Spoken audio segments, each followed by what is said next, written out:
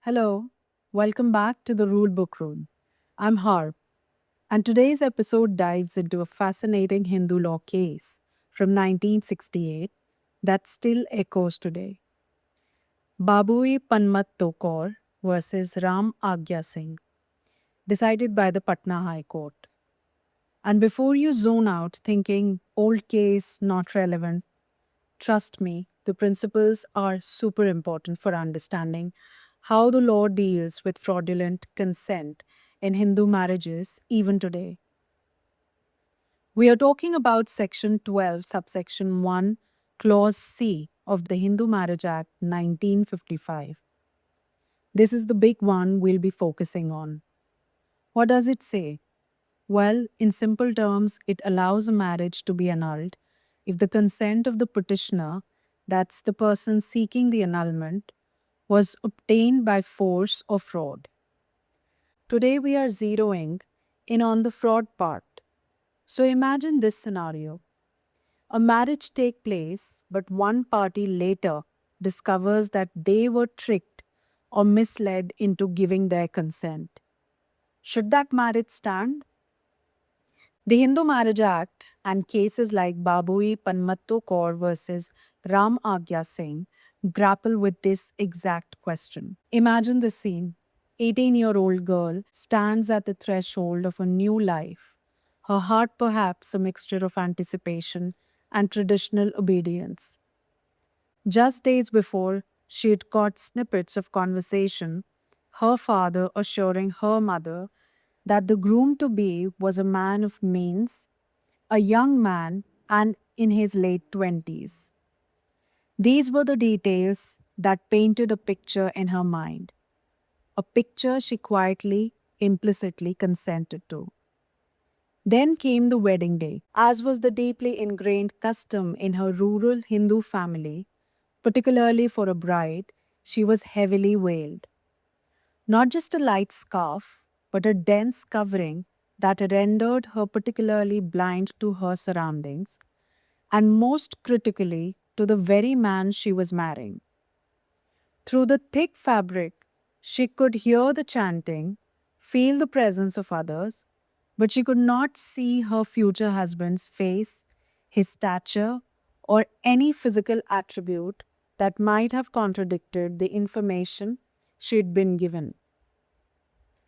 This veil, a symbol of tradition and modesty, ironically became a tool in the alleged deception. It meant she couldn't visually confirm if the groom truly matched the youthful description she had been given. She relied solely on words she had overheard. And then, the morning after, the shocking departure of the groom before the Ruksade, the formal send off to his home, underscored that something was deeply amiss. This inability to see, to verify, coupled with immediate departure, became central to her argument that her consent was not truly free, but rather obtained through calculated fraud regarding the very identity and condition of her husband. It wasn't until April 15, 1960, when her father finally took her to the respondent's house and the devastating truth was unveiled. That night, for the very first time, she truly saw him. The man presented to her as young and prosperous was in reality a person of very ordinary means and shockingly older than her own father, well over 60 years of age. The discovery shattered her. She wept uncontrollably, refusing food for 2 days, desperate to be sent back to her father's home. But instead of understanding, the respondent beat her. Bruised and heartbroken, she later managed to stealthily escape, fleeing back to her father's place. Yet, even there, she found no solace. Her father chastised her. With nowhere else to turn, she was forced to leave his home too, eventually finding shelter and refuge at her uncle's house. This harrowing experience where the concealed truth led to emotional and physical distress, formed the very foundation of her plea for the marriage to be annulled due to fraud. The Patna High Court found that the petitioner's case aligned precisely with Section 12, subsection 1, Clause C of the Act.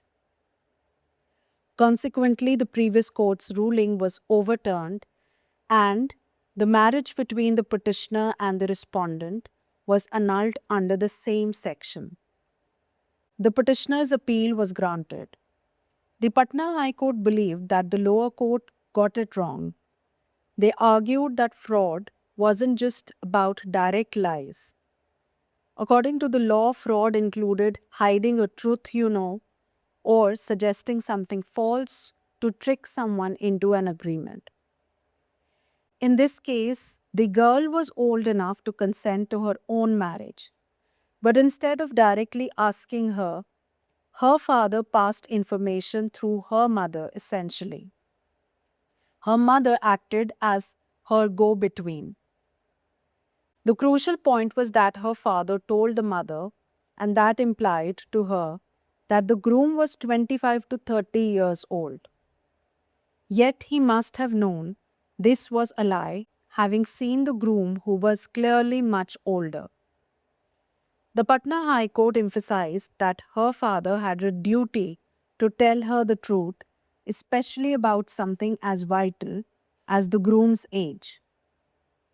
By pretending he was 25 to 30, when he was closer to 60, her father actively hid a critical fact.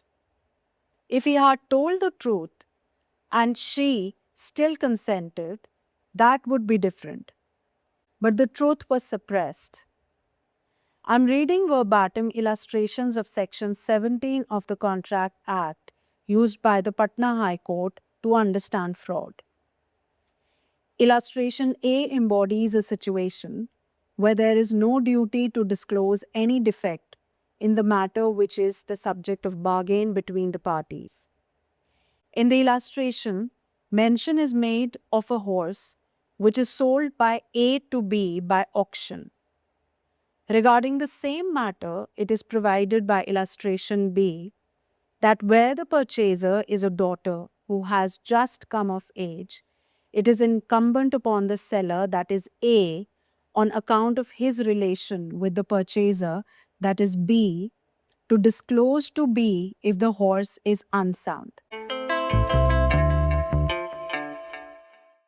It was like selling a faulty horse to your own daughter without telling her it was unsound. A duty to disclose exists because of the relationship. So Patna High Court concluded that the elements of fraud were absolutely present. The father's conversation with the mother wasn't just a casual chat. It was a deliberate way to convey information to her, hoping to get her consent. Given how Hindu families often discuss such matters indirectly, this was clearly a fraudulent misrepresentation meant to trick her into the marriage. Well, thank you everyone for joining in. We will discuss another case in another episode. Till then, bye.